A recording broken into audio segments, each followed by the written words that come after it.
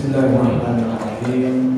Assalamualaikum warahmatullahi wabarakatuh. Waalaikumsalam warahmatullahi wabarakatuh. Alhamdulillahirabbil alamin wa bihi nasta'inu ala umuri dunya waddin wa salatu wassalamu ala asyrafil anbiya'i wal mursalin sayyidina wa maulana wa habibina wa syafi'ina wa qurrati a'yunina Muhammadin wa ala alihi wa ashabihi wa man tabi'ahu bi ihsanin ila yaumiddin. Rabbi ishrah li sadri wa yassir li amri wahlul 'uqdatam min lisani yafqahu qawli. Amma ba'du. Jamaah Masjid Nurul Yakin yang semoga selalu dalam lindungan Allah Subhanahu wa taala. Amin. Alhamdulillah, puji syukur kehadirat Allah yang masih memberikan beribu-ribu kenikmatan kepada kita semuanya, sehingga pada kesempatan hari ini kita masih diberikan kesehatan, masih diberikan hidayah, taufik, sehingga kita bisa melaksanakan kewajiban kita sebagai seorang muslim, yaitu sholat maghrib dan alhamdulillah berjamaah. Karena Pak, tidak semua orang diberikan kenikmatan taufik ini. Tidak semua orang diberikan kenikmatan oleh Allah untuk bisa beribadah. Lebih lagi untuk bisa menikmati ibadah. Mungkin ada di antara kita yang sudah taat ibadah tapi belum bisa menikmatinya. Ya. Ada juga yang alhamdulillah diberikan kenikmatan oleh Allah berupa taat beribadah dan bisa menikmatinya. Itu adalah sebuah hal yang mahal yang harus sangat disyukuri. Ustaz, saya belum bisa Ustaz. Kalaupun belum bisa tetapi sudah ditakdirkan untuk bisa beribadah, tetap wajib disyukuri. Karena toh tidak semua orang mendapatkan nikmat tersebut. Jadi ini syukuri saja, la in syakartum lazidannakum. Syukuri saja nikmat ibadah yang telah kita terima. Insya Allah Allah akan memberikan tambahan nikmat tersebut. Ya, mungkin dengan tambah rajin, tambah semangat, tambah bisa menikmati, kan begitu Pak ya. Karena tentu kualitas ibadah orang itu beda-beda. Kita jamaah di sini berapa banyak? Cuman apakah kualitas orang satu dengan jamaah lainnya itu sama? Itu beda, ya. Tergantung punya masalah apa enggak, punya utang apa enggak, lagi ribut sama istri apa enggak, kan begitu ya. Yang mana hal itu bisa menjadikan kita tambah jauh atau tambah dekat dengan Allah. Nah, tentu semua itu harus berdasarkan atau harus atas izin Allah Subhanahu wa taala. Tak lupa salawat serta salam kita sajikan ke junjungan kita Nabi Muhammad sallallahu alaihi wasallam. Dengan penuh harap semoga kita semua yang ada di sini termasuk umatnya yang nanti akan mendapatkan syafaat yang diadili. Ya, amin. Jamaah rahimahullah, insyaallah pada kesempatan kali ini kita akan membahas fikih sholat, yang mana pembahasan kita merujuk kepada sujud sahwi. Sujud sahwi adalah sujud yang dilakukan karena sahwun. Sahwun itu apa Pak? Lupa. Sujud yang dilakukan karena lupa, yang mana ilmu tentang sujud lupa ini kita juga ternyata sering lupa, entah lupa entah nggak tahu, begitu ya. Makanya penting ilmu tentang lupa ini jangan sampai kita lupa. Jadi kalau nanti pas sholat kok kita lupa, kita harus ingat tentang ilmu lupa. Jangan sampai lupa. Tapi kebanyakan sholatnya saja lupa, apalagi ilmu tentang lupa di dalam sholat. Nah ini memang ya wajar lah Pak ya, sebagai materi yang mungkin jarang dibawakan juga tentang sujud sahwi ini, maka agak rumit memang. Nanti banyak polemiknya, bagaimana kalau lupa ini, bagaimana kalau lupa itu, apa yang harus dilakukan, bagaimana kalau imamnya salah, bagaimana kalau imamnya sujud sahwi, bagaimana kalau saya yang lupa sebagai makmum tapi imamnya benar, saya lupa pas jadi makmum, wajib sujud sahwi atau tidak, teknisnya seperti apa, berapa kali, apa yang dibaca, kapan, dan seterusnya. Itu banyak sekali Pak. Para ulama telah membahas secara detail tentang sujud sahwi. Yang mana kalau kita mau mengklasifikasikan sujud, itu paling tidak ada 4 Pak. Pertama, sujud sholat. Sujud sholat yang setelah i'tidal, itu sujud. Itu yang pertama. Yang kedua adalah sujud sahwi yang mana sujud sahwi ini hanya dilakukan di dalam sholat. Tidak ada sujud sahwi di luar sholat, tidak ada sujud sahwi di luar sholat. Makanya sujud sahwi itu hanya itu adalah sujud yang berkaitan dengan lupa, yang kaitannya dengan sholat tok. Kalau masalah lupa kunci naruhnya di mana, bisa nggak Pak? Nyarinya di saya lupa di mana? Kalau sujud sahwi saja gitu. Benar nggak sujud sahwi karena lupa lalu kunci? Nah itu kurang tepat Pak. Ya, Ustaz, tapi saya suka begitu Ustaz. Kalau saya lupa naruh kunci di mana, saya sholat biasanya ketemu Ustaz. Kenapa? Karena pada saat sholat lah saya bisa memikirkan hal-hal di luar sholat. Kan begitu ya? Paling konsentrasi untuk memikirkan hal-hal yang begitu itu kan pas sholat kan? Sebagian orang. Kalau di sini enggak, insya Allah di sini sama. Enggak beda ya. Sama ya. Enggak kurang lebih seperti itu. Ya, jadi yang nomor 2 adalah sujud sahwi, yang mana sujud ini hanya terdapat pada sholat. Yang ketiga adalah sujud tilawah. Sujud tilawah adalah sujud karena membaca atau mendengarkan ayat sajadah, yang mana bisa terjadi di dalam sholat, juga bisa terjadi di luar sholat. Kalau sujud sajadah bisa dua-duanya Pak. Imamnya sholat hari Jumat, sholat subuh, baca surat sajadah, ya, kemudian sujud tilawah. Nah itu bisa terjadi di dalam sholat, ya. Atau di luar sholat, kita lagi baca Quran, lagi terus nemu ayat sajadah, terus kemudian kita sujud. Itu juga mungkin terjadi. Nah cuman begini Pak, sujud tilawah itu bukan berarti langsung kita sujud. Paling tidak kalau dalam mazhab Syafi'i itu begini teknisnya. Kalau kita mendengarkan ayat tilawah, ayat sajadah sedang di luar sholat, maka kita kalau mau sujud tidak langsung sujud, tetapi sunnahnya berdiri dulu, takbiratul ihram, kemudian sujud, kemudian duduk di antara dua sujud, kemudian salam, selesai. Itu cara yang lebih tepat, yang lebih afdal, yang lebih sempurna seperti itu. Meskipun kalau cuma sujud tok itu juga tidak masalah, masih mending daripada tidak. Kalaupun tidak sujud, para ulama mengatakan yang minimal baca tasbih, subhanallah walhamdulillah wa la ilaha illallah wallahu akbar, minimal saja ya, sebagai melaksanakan perintah ketika mendengarkan ayat. Itu yang ketiga. Yang keempat adalah sujud syukur. Sujud syukur, sujud karena syukur, ya, karena mensyukuri nikmat Allah, dan itu hanya ada di luar sholat. Gak ada sujud syukur kok di dalam sholat. Makanya kalau tiba-tiba sang imam karena lagi bahagia, entah mungkin lamarannya diterima atau apa kan begitu Pak ya, kemudian gak baca ayat saja dan gak baca apa, tiba-tiba sujud. Itu yang kasihan jamaahnya Pak, pasti bingung ini orang kenapa. Dan juga itu salah, salah. Makanya sujud syukur tidak ada di dalam sholat, hanya ada di luar sholat.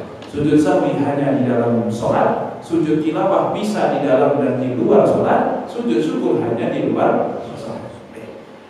Yang akan kita bahas adalah sujud sahwi, yang mana dasarnya adalah sebuah hadis riwayat Muslim. Idza syakka ahadukum fi sholatihi, ketika salah satu di antara kalian ragu di dalam sholatnya, falam yadri kam sholat salatan am arba'an, lupa dia sholatnya itu baru sudah 3 rakaat, sudah 4 rakaat, atau baru 3 rakaat, fal yatrah asyak wal yabin ala mastayqana, maka hilangkanlah keraguan tersebut dan ambil yang meyakinkan, dan ambil yang bisa kita pegang sebagai keyakinan.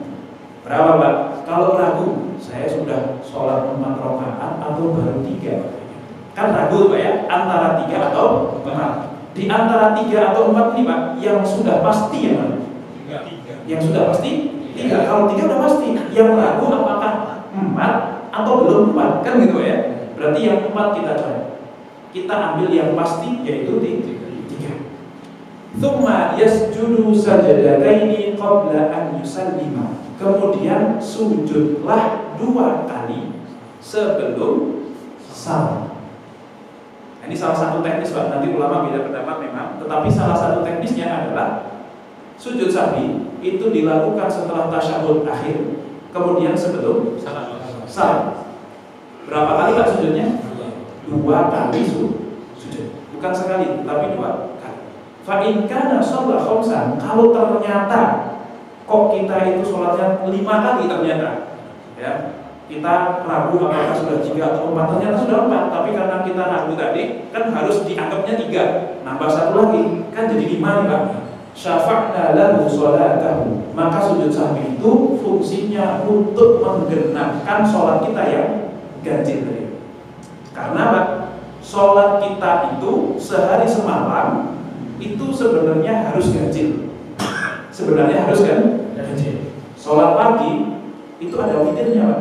Sholat siang itu ada witirnya. Apa witirnya sholat siang Pak? Witirnya sholat siang apa? Maghrib itu adalah witirnya sholat siang. Witirnya sholat malam apa? Ya sholat witir itu. Makanya mazhab Hanafi dan mazhab yang lain mengatakan sholat sunnah yang paling afdol adalah sholat witir. Mazhab Hanafi sampai mengatakan wajib. Karena memang sehari semalam ini Pak, hari siang dari subuh sampai maghrib harus witir sholatnya. Dari maghrib sampai subuh juga harus witir. Nah, makanya witir kenapa harus ditaruh di akhir? Ya supaya ganjil. Nah ini juga nggak boleh sholat duhur katakanlah yang harusnya 4 kok jadi 5, itu nggak boleh. Nah bagaimana supaya nggak jadi 5? Pakai sujud. Wa in kana sholat imaman, tetapi kalau dia ternyata kok pas, saya ragu tadi 3 atau 4 ya, ternyata memang beneran 3. Kemudian kalau dia tambah 1 kan berarti pas 4 nih Pak. Nah fungsi dari sujud sahwi ini apa? Kanata targhiman lisyayatin, maka sujud sahwi ini sebagai penghinaan terhadap setan. Karena memang Pak, sholat kita ini dicolongin sama setan. Jadi kalau pas sholat kok ingat yang lain-lain, itu mungkin yang mengingatkan kita adalah setan. Makanya kan kalau sholat kok gak khusyuk Pak, boleh gak sholat gak khusyuk terus dibatalin? Wah sholat saya gak khusyuk, batalin terus saya ulang, boleh gak? Tidak boleh. Sholat kalau gak khusyuk gak boleh dibatalin Pak. Tapi apa yang dilakukan? Baca ta'awudz, kemudian menghadap ke kiri. Cuma masalahnya Pak, bisa gak kita praktekkan ketika sholat jamaah di Masjid Nurul Yakin Pak? Bisa, tetapi ya jangan terlalu semangat sekali untuk meludahi setan itu Pak. Ya setannya mungkin kena ludah Pak, tapi yang kena ludah gak cuma setan. Sebelah kiri kita juga kena ludah kan begitu ya. Jadi alhamdulillah, gitu aja cukup, gak usah yang gitu kan. Ya ini itu ngajak ikut gitu kan. Oke, itu malah kita yang dikatain setan ya, sampingnya kita. Baik, ini adalah dasar daripada sujud sahwi. Dasar yang pertama. Dasar yang kedua di dalam hadis riwayat Bukhari Muslim, bahwasanya kami para sahabat baru sholat bersama Rasulullah SAW. Sholat asy. Kalau nggak sholat zuhur ya asar. Kalau nggak sholat zuhur ya asar. Ini perawinya juga agak-agak lupa. Fasallama fi raka'ataini. Kemudian Rasulullah tiba-tiba selesai atau salam di rakaat kedua. Padahal sholat zuhur atau asar yang tidak dijamak harusnya berapa? 4. Tapi rakaat kedua sudah salam. Tsumma atajid an fi qiblatil masjid fastanada ilaiha mughdaban ma fil qawmi Abu Bakar wa Umar. Kemudian setelah salam Rasulullah langsung nyender ke pelepah kurma yang mana itu adalah tiang dari Masjid Nabawi. Langsung nyender ya menghadap ke jamaah begitu dengan raut muka yang agak menyimpan masalah, menyimpan sesuatu yang tidak nampak sedang senang atau bahagia, tetapi mungkin sedang ada problem. Ya. Kemudian di dalam jamaah tersebut ada Abu Bakar, ada Umar dan sahabat-sahabat yang gede lainnya, yang mana mereka semuanya diam. Fahaba an yatakallama. Mereka semuanya Abu Bakar, Umar, Utsman, Ali dan seterusnya, haba an yatakallama. Mereka itu pada segan. Rasulullah lagi kondisi seperti itu, sedang sepertinya tidak kondisi yang baik-baik saja, begitu ya. Kemudian Rasulullah salah, kemudian Abu Bakar sama Umar mau ya dalam pandangan mereka ini salah atau memang sholat zuhur sudah menjadi 2 rakaat. Ya kalau Abu Bakar mungkin mikirnya, wah ini kayaknya salah, tapi bagaimana cara berbicaranya itu mereka semua tidak berani. Tapi ya mungkin beberapa sahabat yang modelnya agak kayak kita gini, Pak, wah cocok kayaknya sholat zuhur jadi 2 rakaat kan gitu ya. Mungkin ada sebagian sahabat yang kemudian seperti itu, yang muda-muda gitu ya. Nah ini orang-orang akhirnya fasur'an nama wa kharaja sar'an nas. Ya, orang-orang sahabat itu sudah akhirnya pada keluar dari masjid dan berkata, usiratis sholat. Sholat sekarang udah jadi 2 rakaat gitu. Jadi mereka memang ada yang merasa, cocok ini jadi 2 rakaat nih, yang tadinya 4 gitu ya. Faqama Dzul Yadain. Tiba-tiba ada seorang sahabat namanya Dzul Yadain. Yang mana Dzul Yadain ini bukan orang besar, tetapi yang bisa dikatakan apa ya? Dia itu ya agak-agak semacam, kalau yang lain itu agak takut kan sama Rasulullah. Bukan takut, tapi menghargai Rasulullah itu berwibawa gitu, segan gitu. Nah kalau ini tuh agak-agak bisa dikatakan apa ya? Lepang. Nah, polos aja gitu, tiba-tiba Rasul sholatnya itu 2 rakaat kan begitu. Ibaratnya yang lain kan, sahabat yang lain kira-kira apa reaksinya? Ini anak kan begitu ya? Ya kurang lebih seperti itu lah. Faqama Dzul Yadain faqala ya Rasulullah, aku selesai sholat, masih tak? Wahai Rasul, sholatnya itu 2 rakaat atau kau lupa? Langsung ngomong, Rasulullah kau lupa gitu. Yang lain kan mesti deg-degan gitu Pak ya. Duh, ini anak kok berani-beraninya gitu. Saking polosnya. Fanadhara Nabi sallallahu alaihi wasallam yaminan wa shimalan. Kemudian Rasulullah ngecek kanan kiri. Faqala ma yaqulu Dzul Yadain. Ini Dzul Yadain bilang begitu itu benar atau salah? Jadi Rasulullah tidak langsung mengiyakan, tetapi Rasulullah konfirmasi dulu kepada orang-orang yang lainnya. Dzul Yadain ini benar apa enggak yang dia katakan itu? Apakah saya memang sholat cuma 2 rakaat? Qalu shadaqah. Iya Rasulullah benar. Baru Abu Bakar, Umar baru berani ngomong kan? Benar wahai Rasulullah. Ini makanya kadang orang-orang yang seperti Dzul Yadain itu perlu kan? Coba kalau enggak ada, kan nggak mungkin Abu Bakar yang ngomong kan? Nah seperti itu. Jadi kadang kita pun ingin menyerukan, ingin menyuarakan sesuatu kan kadang entah takut, entah segan, entah kayaknya nggak pantas kalau saya yang ngomong, padahal saya pengen ngomong. Nah kadang butuh orang-orang yang dengan polosnya, dengan pedenya ngomong. Oh kayak gini tuh nggak bener. Saya cocok sih, cuman nggak mungkin saya yang ngomong kan? Kadang butuh orang-orang seperti itu supaya kebenaran itu tetap terjaga. Itu kadang butuh. Faqalu shadaqah, tsumma lam tusalli illa rak'atain. Wahai Rasulullah, kok cuma sholat 2 rakaat. Fasalla rak'ataini wa sallama, tsumma kabbara, tsumma sajada, tsumma kabbara, fa rafa'a, tsumma kabbara, wa sajada, tsumma kabbara, wa rafa'a. Nah, kemudian setelah dikatakan demikian, Rasulullah akhirnya ya sudah nambah 2 rakaat. Rasulullah nambah 2 rakaat lagi setelah beberapa orang sudah keluar tadi, nambah 2 rakaat lagi dengan sahabat yang berjamaah tadi. Kemudian setelah itu Rasulullah salam tasyahud akhir, kemudian salam, setelah salam takbir lagi, setelah takbir sujud, kemudian duduk, kemudian sujud, kemudian duduk, kemudian salam lagi.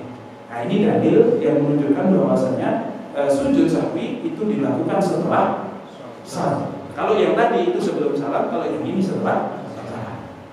Tapi karena sujud sahwi ini agak susah Pak, maka saya rekomendasikan mendingan pakai mazhab Syafi'i saja yang pakai sebelum salam. Supaya nggak bingung nih, supaya jangan sampai imamnya sebelum salam, makmumnya setelah salam. Ini kan repotnya. Jadi kalau bisa seragam saja. Ya, insya Allah semua dalilnya kan Bukhari Muslim juga. Semua dalilnya juga paten lah, kurang lebih seperti itu. Kemudian hukumnya, menurut jumhur ulama, sujud sahwi hukumnya adalah sunnah. Yang mana kalau sholat kok lupa atau sholat kok ada yang ketinggalan, yang mana bukan rukun yang ketinggalan, kemudian kita tidak sujud sahwi, sholatnya tetap sah dan kita tidak berdosa. Jadi sujud sahwi harus apa enggak? Jawabannya tidak harus, menurut jumhur. Tapi menurut mazhab Hanafi wajib. Wajib itu apa? Kalau ditinggalkan secara sengaja, padahal dia tahu harusnya dia sujud sahwi, maka dosa. Tapi sholatnya tetap sah. Sholatnya tetap sah meskipun dia berdosa. Kok bisa dosa? 2 dosa tapi sah, ya bisa. Karena memang itu adalah dua perspektif hukum yang berbeda. Contohnya begini Pak, sholat itu wajib menutup aurat. Ini ada mungkin siapa gitu ya, lagi jalan kemana nggak bawa sarung, nyari di masjid nggak ada sarung Pak, dia pakai celana pendek. Padahal dia mau sholat, caranya gimana? Sholat kok cuma ada celana pendek, nggak ada sarung di masjid.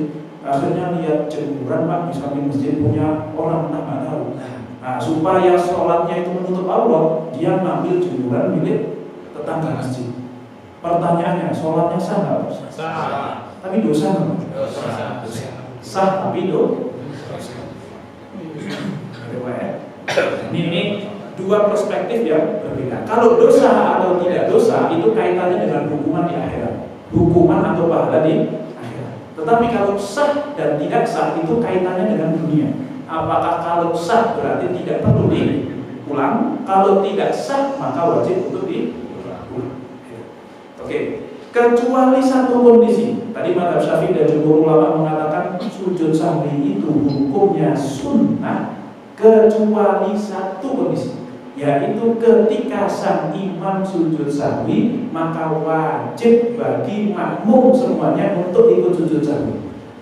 Baik yang lupa itu jamaah seantara imam dan makmum sama-sama lupa, atau yang lupa cuma imamnya saja, makmumnya nggak ikut-ikutan lupa. Ustaz, tapi kan kita nggak ikut lupa, bahkan kita yang ingetin imam. Kenapa kok kita wajib sujud sahwi? Karena ju'ilal imamu liyutamma. Yang namanya imam wajib untuk ditaati. Jadi sujud sahwinya makmum bukan karena dia lupa, tetapi karena mengikuti imam yang kebetulan dia lupa. Ini wajib ya. Ini wajib. Yang mana kalau sudah tahu hukumnya, kok kita tidak melaksanakan, sholat kita bisa batal. Tapi kalau lupa Pak, entah lupa, entah nggak tahu begitu ya.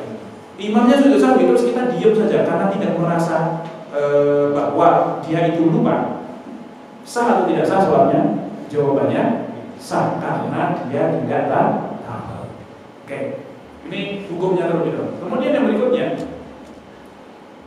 kapan waktunya? Nah, ini kalau mazhab Syafi'i sebelum salam. Kalau mazhab Hanafi setelah salam, apapun yang terjadi. Kalau mazhab Maliki dan Hambali itu mengatakan sebelum jika kurang, setelah jika tertambah. Maksudnya begini.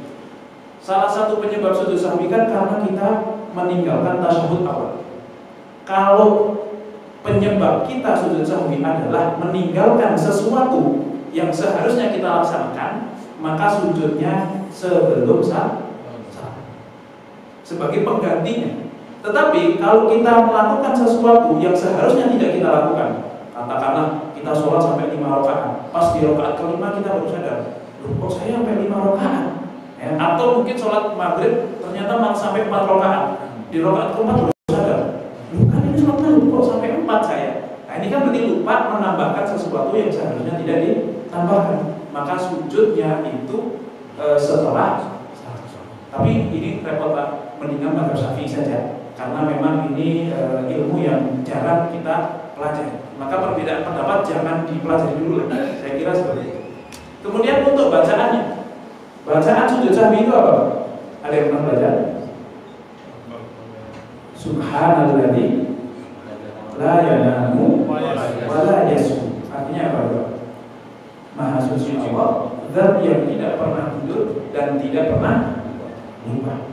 Apakah itu doa sujud sahwi? Jawabannya benar, tetapi tidak harus itu. Sujud sahwi itu seperti sujud-sujud yang lainnya, dari tata caranya, kemudian takbirnya dan seterusnya, itu sama persis dengan sujud yang lainnya. Maka doanya pun boleh sama, boleh yang lainnya. Boleh kok cuma subhanarabbiyal a'la boleh, atau cuma subhanallah juga boleh. Bahkan tidak baca pun juga boleh. Gitu ya. Oke, kemudian penyebabnya. Nah, pertama, melakukan sesuatu yang mana jika dikerjakan secara sengaja itu bisa membatalkan sholat. Kapan kita sujud sahwi? Disunahkan sujud sahwi yaitu ketika kita melakukan sesuatu yang kalau kita lakukan dengan sengaja membatalkan sholat. Contohnya apa? Pas sholat makan karena lupa. Pernah kejadian nggak? Mungkin kita nggak bisa membayangkan kalau makan yang dimaksud adalah makan begini. Tapi kalau habis kondangan, Mbak, kebetulan rendangnya agak alot, kebetulan giginya agak bolong, Mbak. Habis kondangan, rendangnya agak alot, giginya agak bolong. Akhirnya ada yang nyangkut di sini, Mbak. Nah, karena kan nggak enak kan, pakai dongkrak, dongkrak apa itu namanya? Ya, dongkrak gigi, kalau saya nyebutnya dongkrak gigi itu. Tusuk gigi itu nggak kena, Pak. Kan lidah kita kan main terus di sini kan. Nah, pas sholat, kena, Pak. Akhirnya kita telan. Kalau kita sadar bahwa kita sedang sholat, maka sholatnya Mbak, karena itu artinya makan, meskipun cuma secuil rendang. Jadi kalau kita kena langsung kita telan, setelah itu baru sadar, oh iya kan saya lagi sholat, maka tidak batal, tetapi nanti disunahkan untuk sujud. Itu ya. Jadi makan itu nggak harus pas sholat makan, saya kira sih nggak akan kejadian, Mbak ya. Kecuali pas puasa kok lupa makan, nah itu mungkin. Tapi kalau pas sholat saya kira, Ustaz, terus gimana kalau kita nggak lupa? Kita ingat bahwa kalau ada makanan nyelilit di gigi tidak boleh kita telan. Tapi kalau kita buang juga mubazir. Terus gimana, Ustaz? Ya nggak usah dibuang, tapi juga jangan ditelan. Kalau memang takut mubazir, Mbak ya. Nah, jadi diumut saja di sini. Nanti kalau setelah salam baru ditelan. Nah itu teknis supaya tidak dibuang, gitu ya. Atau kalau katakanlah di sini nggak mungkin juga kita buang, ambil terus masukkan ke kantong. Urusan tapi jorok dia daripada motori masjid, lebih baik memotori baju kita. Ya karena memang itu kita yang bawa, karena kita yang itu yang pertama. Atau yang kedua begini, katakanlah Pak Onasis dimasakin sama istrinya lagi sholat badiah atau qobliyah atau sholat duha. Kemudian istrinya nggak tahu kalau Pak Onasis ini lagi sholat. Langsung dibilang, Bang, tahunya mau digoreng atau direbus? Kemudian dia langsung nyaut, Pak, goreng. Kalau dia kok sadar melakukan itu, maka sholatnya batal. Karena sholat tidak boleh ngomong, Pak. Tetapi karena tidak sadar, karena mungkin agak kaget, agak latah, atau mungkin karena lagi sholat duha, lagi bayangin apa begitu kan ya, motor baru lah, mobil baru begitu ya, sambil bayangin, terus dikagetin sama istri dengan pertanyaan itu, langsung jawab goreng. Nah itu nanti disunahkan untuk sujud. Tapi ini contoh saja, Pak ya, saya kira nggak terjadi, Pak ya, atau mungkin. Nah, ini. Jadi melakukan sesuatu yang jika dikerjakan secara sengaja membatalkan sholat itu salah satu penyebab kita disunahkan sujud sahwi. Kemudian yang berikutnya, meninggalkan sunnah ab'ad baik disengaja ataupun lupa. Sunnah ab'ad contohnya apa? Kunut subuh dalam pandangan mazhab Syafi'i. Kemudian tasyahud awal, bacaan tasyahud awal, duduk untuk tasyahud awal, sholawat kepada Nabi di tasyahud akhir. Itu adalah sunnah ab'ad. Yang mana kalau kita kok sholat tanpa tasyahud awal itu sah nggak? Sah nggak? Sah. Sholat tanpa tasyahud awal itu sah. Jadi kalau kita lupa sholat kok nggak pakai tasyahud awal, itu sholatnya tetap sah. Dan sujud sahwi atau tidak? Sujud sahwi, tapi hukumnya cuma sunnah. Nah, karena tasyahud awal ini sunnah, maka ketika kita di rakaat kedua lupa tidak tasyahud awal, setelah sujud di rakaat kedua langsung berdiri ke rakaat ketiga. Nah, pas sudah berdiri baru keingat, oh iya, saya belum tasyahud awal. Boleh duduk atau tidak? Boleh duduk atau tidak? Jawabannya tidak boleh duduk. Kenapa? Karena kita sudah terlanjur masuk ke rukun yang berikutnya, yaitu berdiri. Nah, cuma kejadiannya begini, Pak.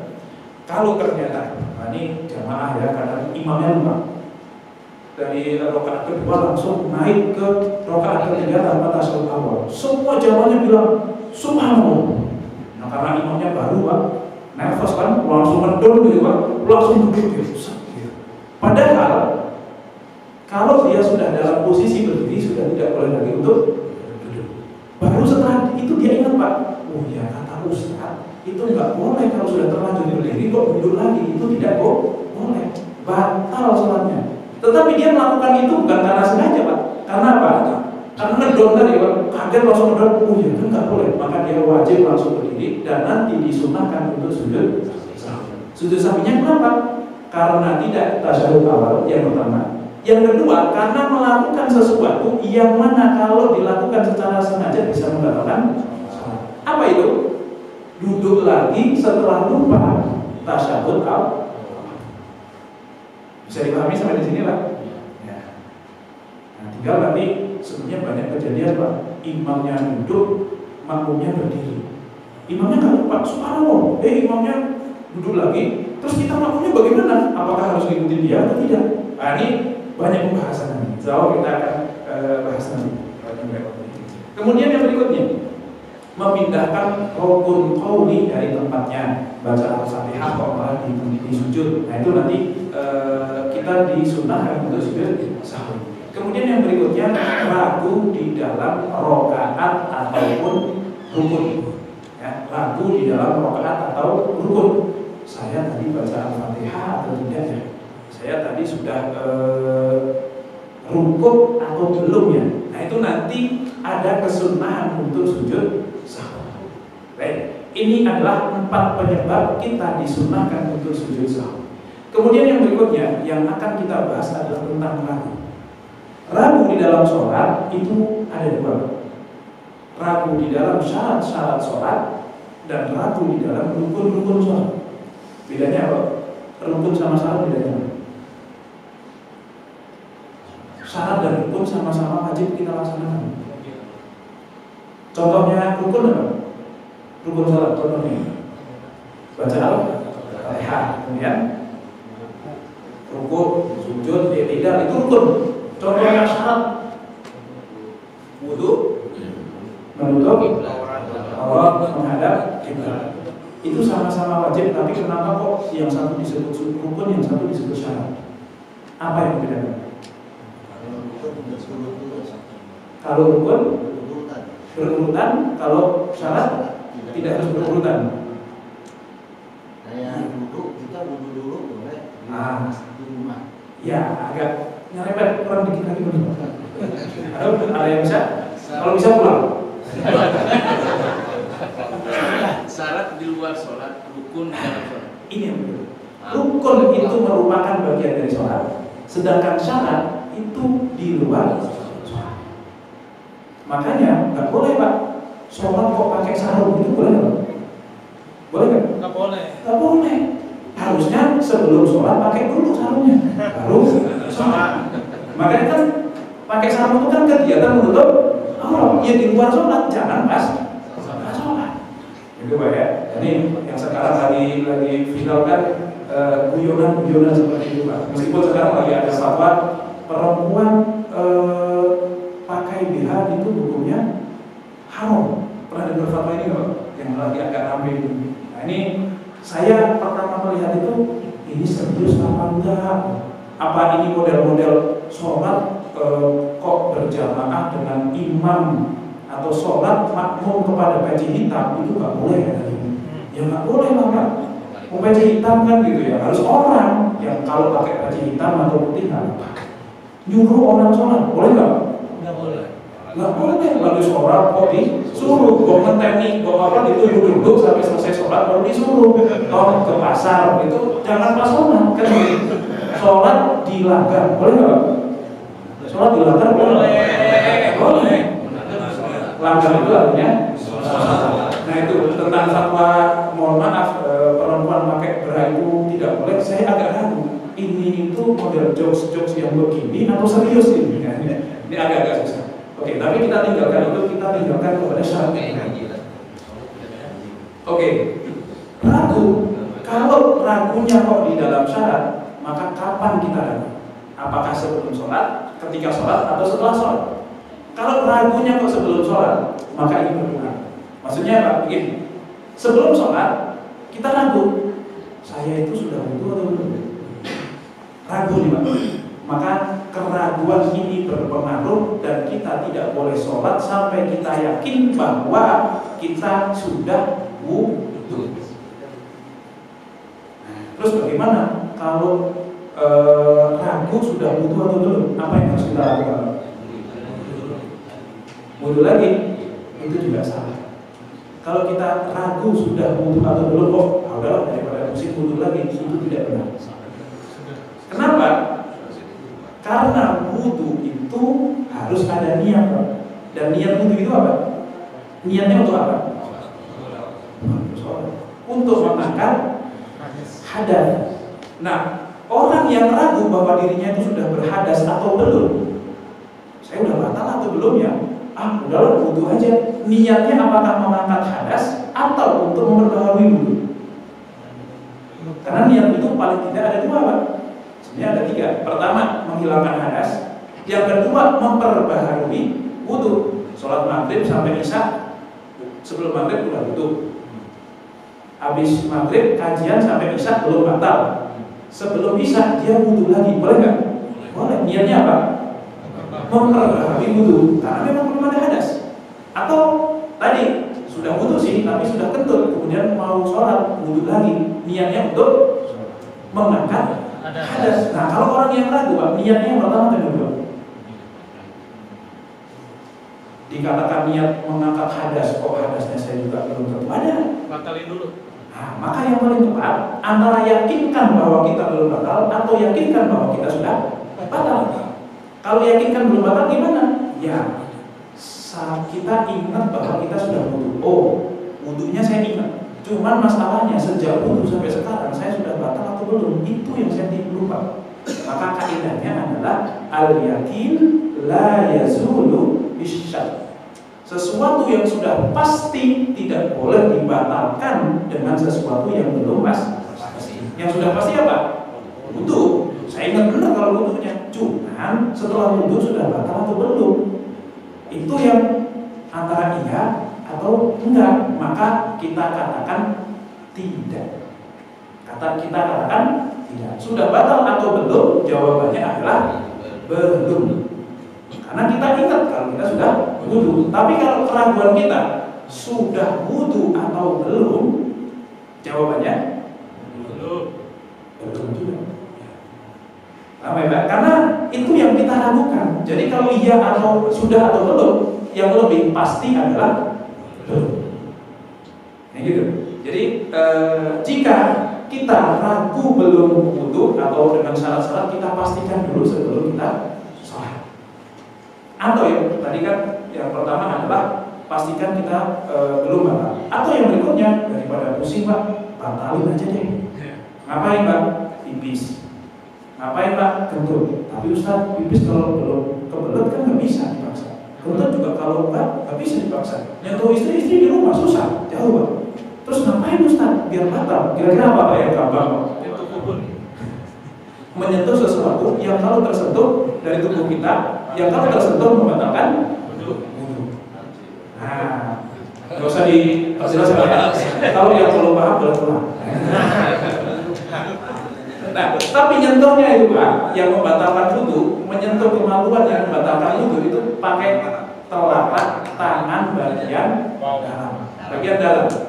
Jadi kalau menyentuhnya kok pakai sini, itu tidak membatalkan wudu. Makanya kalau kita sudah wudu, anak pipis mau nyepokin, wah kemana? Mau sholat gitu kan? Nanti takut wudu lagi, kita boleh pakai sikut misalnya, bersih gitu kan ya? Itu tidak membatalkan wudu Pak. Atau pakai kaki gitu, pakai kaki ya. Kan beberapa bapak-bapak muda itu kalau nyepokin anak kecil kan, kecil ya Pak ya, pakai kaki ya, kan? Itu tidak membatalkan wudu. Pakai yang sini juga tidak membatalkan. Yang membatalkan wudu adalah yang bagian dalam. Nah, batasan dalam dan luar itu apa? Batasnya adalah ini. Kita pegang begini. Kalau dia tidak terlihat, berarti dalam. Kalau masih terlihat, berarti luar. Maka kalau menyentuh kemaluan kok pakai ujung sini, Pak, atau pinggir sini, itu tidak membatalkan. habis mandi sudah wudhu, kesentuh. Tergantung yang nyentuh sini apa sini. Kalau pinggir sini belum batal, sini belum batal, dalam baru batal. Itu. Jadi cara yang kedua adalah memastikan udah batalin saja dengan sengaja. Itu jelas soal itu ya. Oke, kemudian yang berikutnya ketika sholat. Ini juga bisa. Ya, jangan Ustaz. Oke.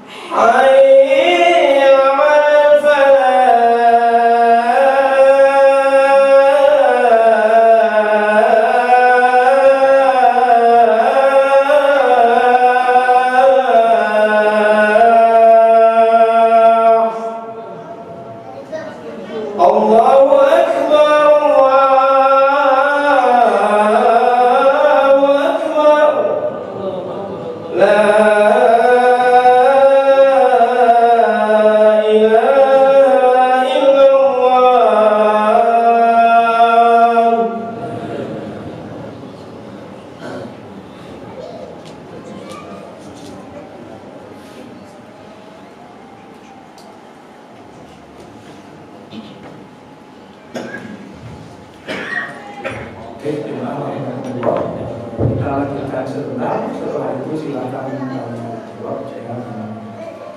Yang berikutnya, ketika kita ragu di dalam syarat sholat, yang mana keraguan itu muncul ketika kita sholat, maka hal itu langsung membatalkan sholat kita.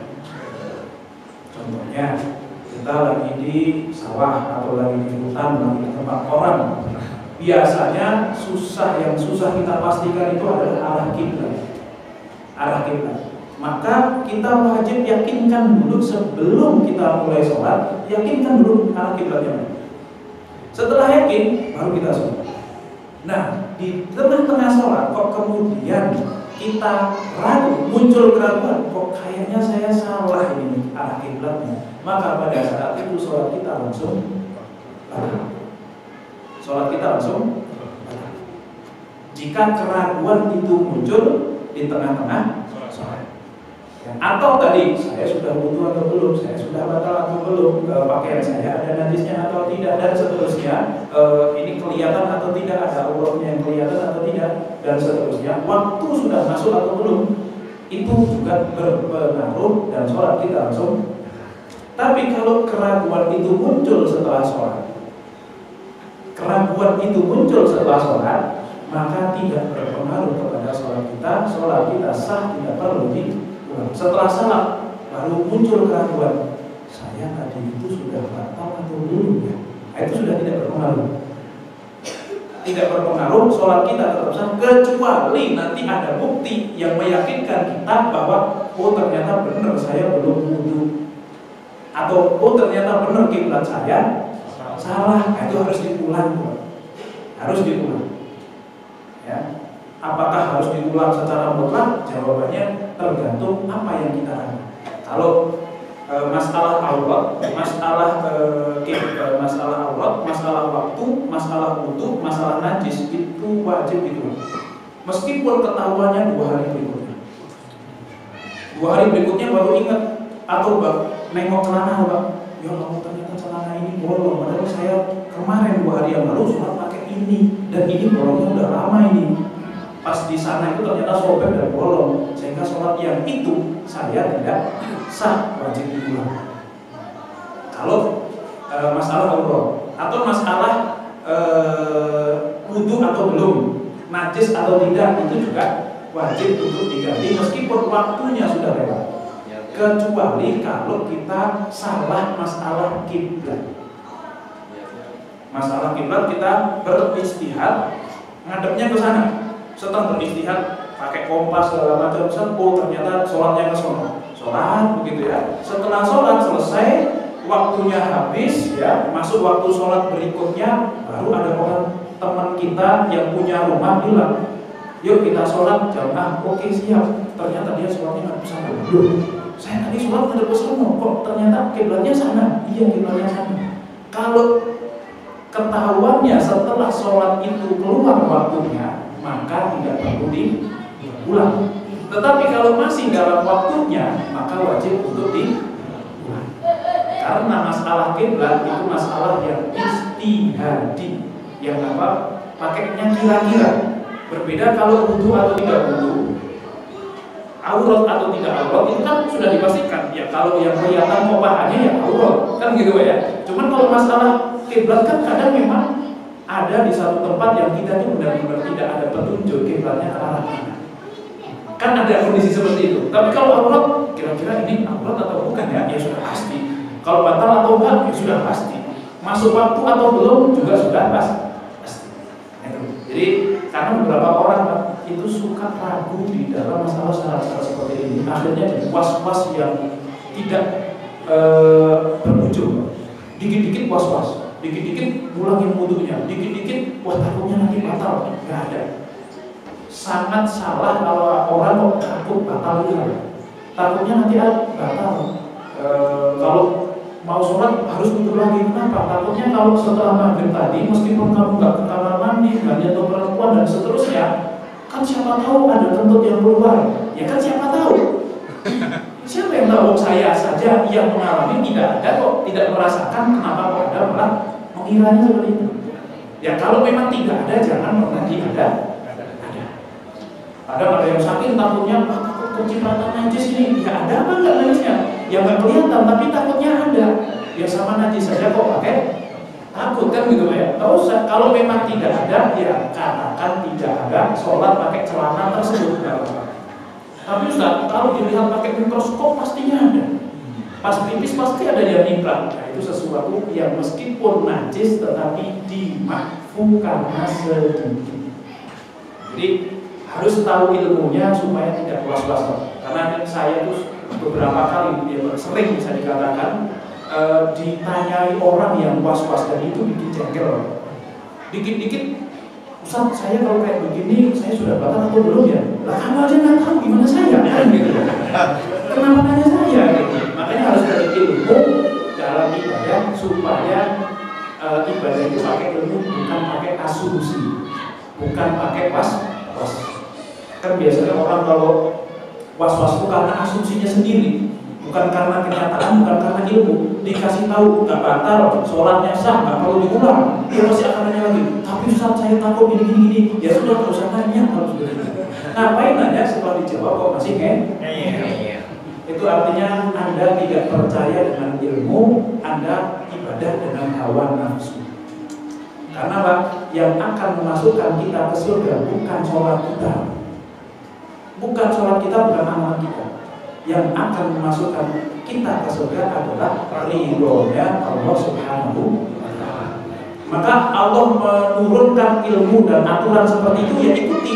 Jangan kemudian ngarang-ngarang sendiri dan merasa itu lebih selamat dari salah. Lebih jago daripada ilmunya Allah, syariatnya Allah. Ini sesuatu yang overthinking yang saya kira perlu kita hindari seperti itu. Ya semoga kita semuanya terhindar dari penyakit was-was. Mungkin cukup itu jamaah sekalian kajian kita pada malam hari ini. Monggo silakan jika ada yang mau ditanyakan tentang sujud sahwi ini, silakan jika ada pertanyaan. Kalau ada, cukup ya, insya Allah ya. Insya Allah kita cukupkan. Oke. Ada sering terjadi ya di masjid. Jadi kalau ada orang yang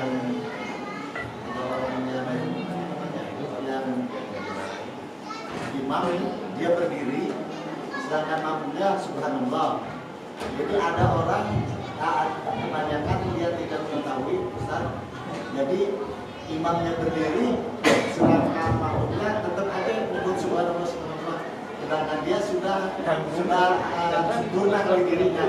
Jadi ada imam terus, itu juga terus gitu. Jadi gimana itu? Ya. Sebenarnya begini Pak, ketika imam salah dan imamnya ngotot berdiri, yang mana memang harusnya seperti itu karena sudah terlalu berdiri, tapi makmumnya juga ngotot, subhanallah, apa yang terjadi? Maka sebenarnya ini lupa tasawuf awal, apakah sebagai imam atau sebagai makmum?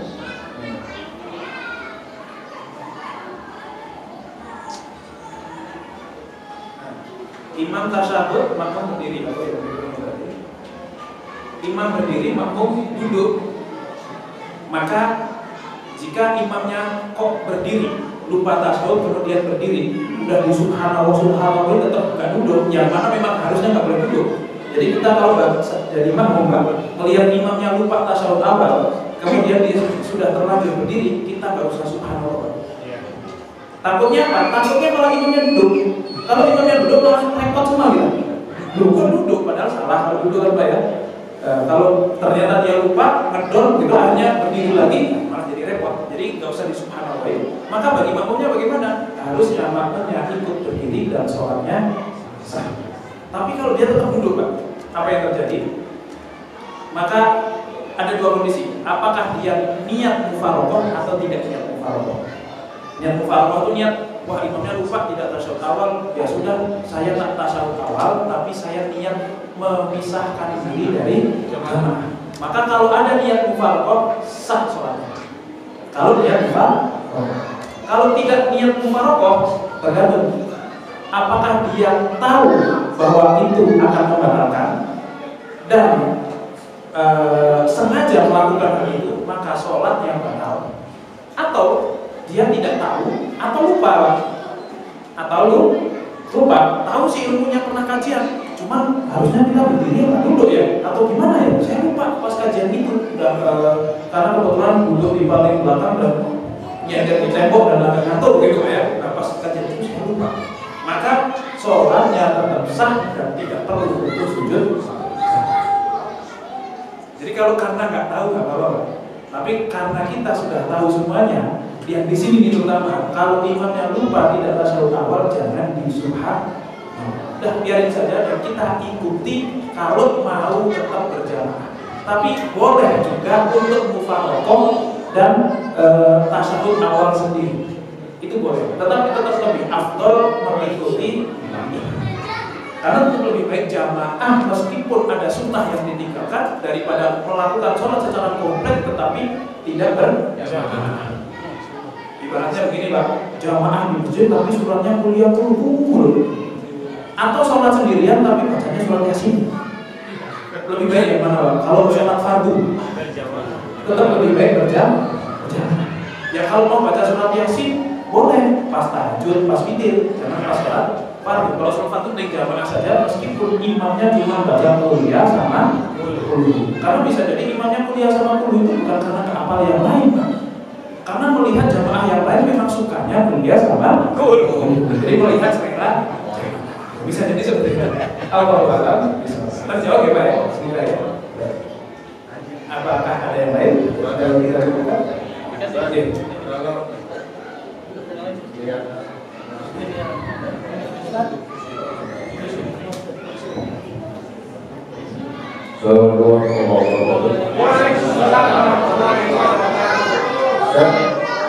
Lihat pulang sholat yang 2 hari yang lalu yang tadi bolong pesawat niatnya pulang sholat yang 2 hari yang lalu jadi terbukti bahwa sholat beberapa hari kita yang lalu itu ternyata nggak sah gitu ya. Itu bagaimana cara pulangnya? Ya pulang saja Pak. Niatnya sama persis dengan niat sholat biasa. Kalau dalam bahasa Arab niatnya begini, usolli katakanlah duhur, usolli fardhu dhuhri, titik, cukup. Karena niat sholat itu paling penting 3 hal. Saya niat sholat yang hukumnya apa? Karena sholat ada yang wajib, ada yang sunat. Oh, sholat fardu nih. Oh, fardu juga banyak nih. Ada maghrib, duhur, isya, dan seterusnya. Fardu, duhur. Minimal 3 hal itu cukup Pak. Meskipun kotor, meskipun ada dan tidak disebutkan hal itu tidak masalah. Tapi kalau mau lebih sempurna, usolli fardhu qadhaan. Saya niat sholat duhur untuk mengqadha yang itu. Itu kalau bisa seperti itu. Dan waktunya di sholat zuhur juga. Waktunya secepatnya. Kalau qadha itu malah lebih cepat, lebih baik, tidak terikat lagi. Karena yang namanya sholat qadha itu Pak, sholat yang dilakukan setelah waktunya keluar. Maka kapan waktunya? Ya secepatnya lebih baik. Tidak harus menunggu waktu duhur hari itu. Rakaatnya Rakaatnya ya rakaatnya sama. 4 rakaat. Ya utangnya 4 rakaat masa dibayar 2 kan gitu ya. Kecuali begini, kecuali kok yang rakaat yang salah itu adalah ketika kita salah. Atau sholat yang ternyata pas itu saya celananya najis pas itu, pas sholat kosor yang di Cipali sana, katakanlah begitu. Berarti kan kita utangnya cuma 2. Maka ketika kita qadha di sini boleh cuma 2. Sebagian ulama mengatakan boleh 2 karena yang memang kita utang adalah sholat safar meskipun qadhanya dalam waktu sudah bukan musafir. Walaupun sebagian ulama mengatakan ya kalau kita bukan musafir nggak boleh sholat dengan cara kosor meskipun yang kita qadha adalah sholat safar. Jadi lebih baik 4 aja. Kalau memang duhur ya 4. Tapi kalau bukan duhur, Ustaz kemarin pas di rumah itu gini dan seterusnya, ya rokaatnya nggak boleh kurang Pak. Udah telat, minta korting lagi kan gitu ya. Nggak, harus sempurna. Coba terjawab. Allah a'lam bishawab. Itu dulu kan. Jadi kan? Itu maunya bagaimana bagaimana hukumnya ini biasanya laki-laki juga kita kadang sholat di belakang orang yang pakai baju kaos pakai celana rajin. Kadang-kadang kan kita suka kelihatan celengan semua di belakang. Jadi itu apakah sholat kita rusak atau tidak atau mau bagaimana hukumnya juga dengan orang yang suka sendiri? Kita sebagai makmumnya dia. Kalau kitanya sendiri yang sholat lihat itu sesama makmum gitu ya. Yang tentu sholat kita nggak masalah Pak. yang kelihatan celengan semarnya dia, kan gitu ya. Kan yang membatalkan sholat itu kehilangan syarat sah. Apa kehilangan syarat sah? Yaitu ketika terbuka auratnya. Kalau melihat aurat itu tidak membatalkan sholat. Pas sholat kalau melihat aurat, yang tetap dosa. Melihat aurat itu mau sholat mau nggak sholat tetap dosa. Tapi membatalkan sholat apa enggak? Pas sholat nih di sini nih kebetulan. Kan kelihatan nih Pak ya, ada mohon maaf nih perempuan yang mungkin pakaiannya agak seksi, terus agak nengok dikit Pak. Boleh nggak? Nggak boleh. Ya nggak boleh. Tapi sah apa nggak sholatnya? Tetap sah. Maksudnya nggak perlu diulang gitu sholatnya, tetapi nengoknya ya nggak boleh. Terus yang orang yang terbuka itu sama sih. Nah, sah nggak Pak? Orang yang sholat nggak tahu terbuka sah nggak? Ya nggak sah sholatnya. Kalau dia tahu bahwa auratnya terbuka, maka dia wajib untuk mengulangi sholatnya. Kecuali yang boleh itu yang belum membatalkan sholat itu jika sholat nih pakai sarung, ada angin gede kesikat tapi kita bisa langsung tutup, itu tidak masalah. Nah kalau teman gimana Ustaz? Dia kan nggak sadar nih, yang sadar kita.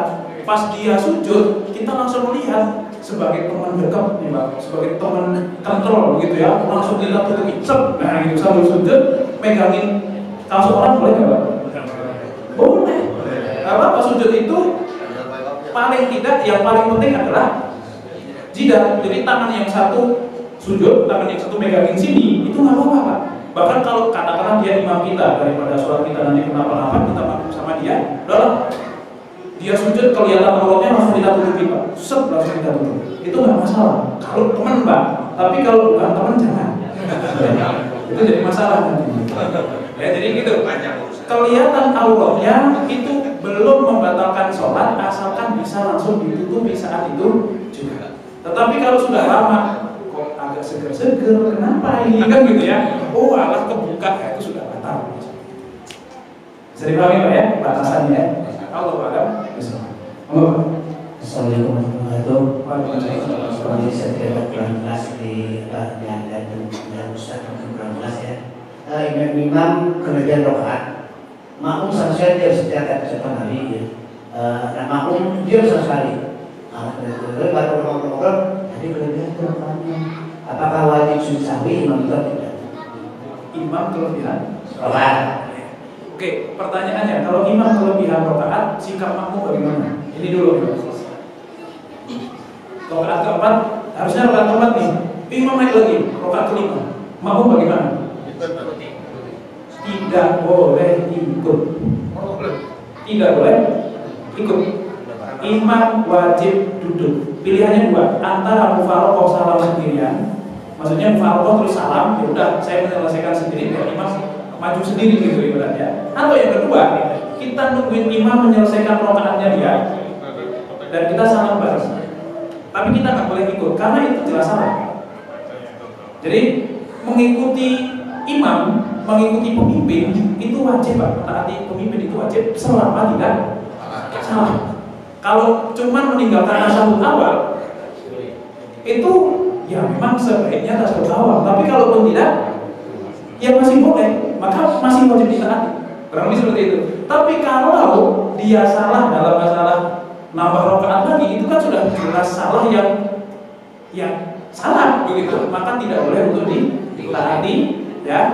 Tetapi bukan berarti juga kita harus langsung mufaroqah, harus keluar dari kepemimpinan dia. Enggak. Kita boleh, tapi kita nggak usah ikutin saja. Kita tungguin salam bareng atau kita salam sendirian. Itu sikap makmum yang benar. Dan masalah hukumnya bagaimana? Ya tergantung Pak tadi.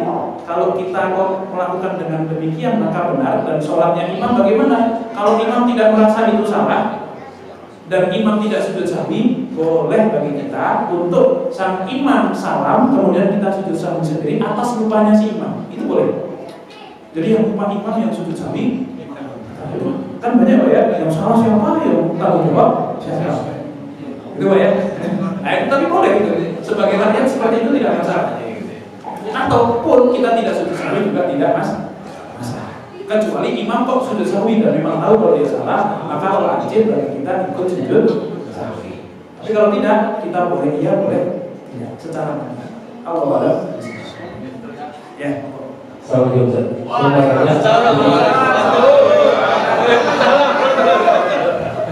Bagaimana salam yang baik Ustaz? Karena ada banyak orang salam. Ada yang bersebut Assalamualaikum.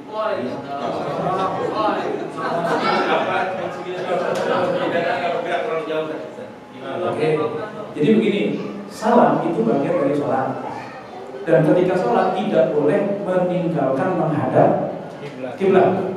Nah, patokan orang menghadap kiblat itu bukan kepalanya, bukan mukanya, tapi dadanya. Maka kalau orang kok pas sholat kok nengok ke kanan ke kiri, Pak, kalau kebetulan ada yang lewat, ini siapa sih yang lewat? Itu masih belum batal. Ya walaupun jangan dilakukan ya. Tapi kalaupun kita nengok ini masih belum batal, karena masih belum dikatakan meninggalkan kiblat. Yang dikatakan meninggalkan kiblat jika dadanya sudah bergeser. Nah, maka salam yang benar adalah jangan sampai dadanya ikut. Tetapi juga kalau di dalam hadis dikatakan Rasulullah SAW sampai terlihat pipinya, pipi putihnya. Jadi begini, jadi dari belakang itu terlihat pipinya. Jadi memang sebaiknya sampai piring sekali, tetapi dadanya jangan sampai ikut. Nah gitu ya, apalagi kok sampai kaki-kakinya, nah, itu nggak bagus ya, bahkan malah membatalkan sholat kita. Jadi assalamualaikum warahmatullahi wabarakatuh, assalamualaikum warahmatullahi wabarakatuh. Itu cara salam yang lebih. Oke,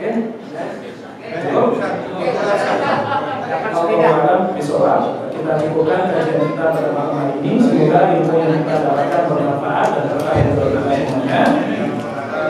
Oleh ada, astagfirullahaladzim. Assalamualaikum warahmatullahi wabarakatuh. Waalaikumsalam warahmatullahi wabarakatuh.